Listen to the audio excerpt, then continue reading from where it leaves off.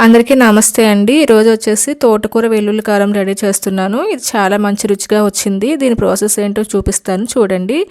First ఒక గిన్నె పెట్టుకొని అందులో కొద్దిగా నూనె పోసుకున్నానండి. ఎక్కువ నూనె కూడా నేను వేసుకోవట్లేదు. పోపు దినుసులు కూడా వేసుకొని బాగా వేయించుకుంటున్నానండి. దానికి వచ్చేసి 2 రెమ్మల కరివేపాకు కూడా వేసుకుంటున్నాను అనమాట. మంచి టేస్ట్గా బాగుంటుంది. అరోమా వచ్చేసి ఒక వెల్లుల్లి గుడ్డ దంచి వేసుకున్నానండి. కొద్దిగా ఫ్రై చేసుకొని తర్వాత ఇంగు కూడా యాడ్ చేసుకోండి. ఇంగు వేసుకోవడం మాత్రం మర్చిపోవద్దు. ఈ వెల్లుల్లి కారానికి ఇంగు అనేది మంచి కాంబినేషన్గా ఉంటుంది, బాగుంటుంది అనమాట అరోమా టేస్ట్ అనేది. ఈ పోపు దినుసు అంతా పోపు బాగా ఫ్రై చేసుకోండి. పోపు బాగా వేగితేనే కూర అనేది రుచిగా ఉంటుంది. ఈ పోపు వేగుతున్నప్పుడే రెండు ఎండుమిర్చిని చీల్చుకొని వేసుకొని ఫ్రై చేసుకోండి. ఇప్పుడు వచ్చేసి ఒక పెద్ద తోటకూర కట్టకు వచ్చేసి 2 పెద్ద ఆనియన్స్ మీడియం సైజులో కట్ చేసి వేసుకున్నాను అనమాట. మీరు ఇలా చిన్న ముక్కలు కట్ చేసి వేసుకున్నా పర్లేదు, పెద్దవి వేసుకున్నా పర్లేదండి. నేను పెద్దగా కట్ చేసి వేసుకున్నాను. ఇప్పుడు వచ్చేసి ఇది బాగా ఫ్రై చేసుకోవాలండి. ఉల్లిపాయలు వేగటానికి 3-4 నిమిషాలు అయితే పడుతుంది. మీడియం మంట పెట్టుకొని బాగా ఫ్రై చేసుకోవాలి. ఇది త్వరగా వేగటం కోసం అందరికీ తెలుసు కదండి, కొద్దిగా ఉప్పు వేసుకొని బాగా ఫ్రై చేసుకోవాలి.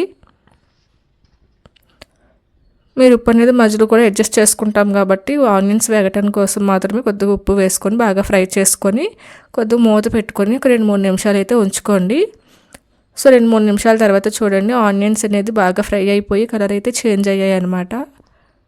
సో ఈ విధంగా అయితే ఫ్రై చేసుకోవాలండి. ఎంతవరకు ఫ్రై అయితేనే బాగుంటుంది కూర వచ్చేసి. ఇప్పుడు మనము తోటకూర అనేది బాగా వాష్ చేసుకొని కట్ చేసి పెట్టుకున్న తోటకూర వేసుకుంటున్నానండి ఇందులో.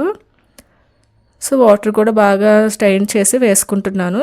సో దీని నిండా బాగా వేసేసుకొని మూత పెట్టేసుకోవాలండి. ఇది ఉడికేసరికి చాలా తక్కువగా అయిపోతుంది అనమాట. ఒక 2 నిమిషాల తర్వాత మూత తీసి చూసానండి. సో దాని వాటర్ అంతా కొద్దిగా వదులుతుంది అనమాట తోటకూర నుంచి. సో తోటకూర అనేది వాటర్ కంటెంట్ ఉంటుంది కాబట్టి అలాగ కొంచెంగా వాటర్ రిలీజ్ అవుతూ ఉంటుందన్నమాట. మనం ఒకసారి కలిపేసుకొని మూత పెట్టుకొని ఉంచుకోండి. మళ్ళీ ఒక 2 నిమిషాల తర్వాత తీసి చూడండి, ఆల్మోస్ట్ ఉడుకుతుందన్నమాట. వాటర్ అయితే మ్యాక్సిమం రిలీజ్ అయిపోయిందండి. సో ఈ వాటర్తోనే అలా ఫ్రై చేస్తూ ఉండాలన్నమాట.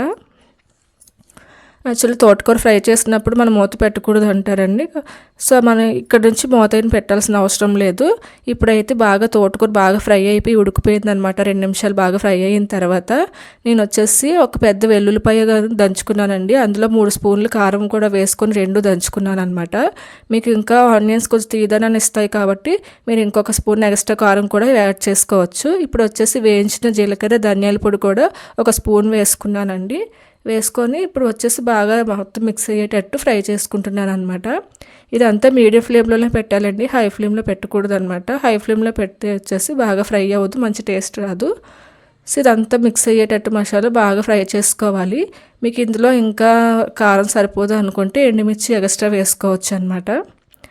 సో వచ్చేసి బాగా ఫ్రై చేసుకున్నానండి. నాకైతే 5 నిమిషాలు నేను ఫ్రై చేశానండి. ఇలాగ మీడియం ఫ్లేమ్లో స్లో ఫ్లేమ్లో పెట్టుకుంటూ 5 నిమిషాలని మూత పెట్టుకుంటూ అలా ఫ్రై చేసుకున్నానండి. అలా ఫ్రై చేసుకొని కొద్దిగా ఆయిల్ సపరేట్ అవుతూ ఉన్నట్టుగా అనిపిస్తుంది కదండి. రెడీ అయిపోయింది అనమాట కూర వచ్చేసి.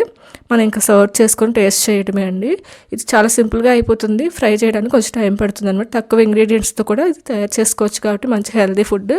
ఇంకొచ్చేసి పిల్లలకు కూడా పెట్టుకోవచ్చు అండి. చాలా బాగుంటుంది. ఇది వేడివేడి అన్నంలో చాలా మంచి కాంబినేషన్ అనమాట. ఖచ్చితంగా ట్రై చేయండి. నాకైతే కూర చాలా టేస్టీగా అనిపించింది.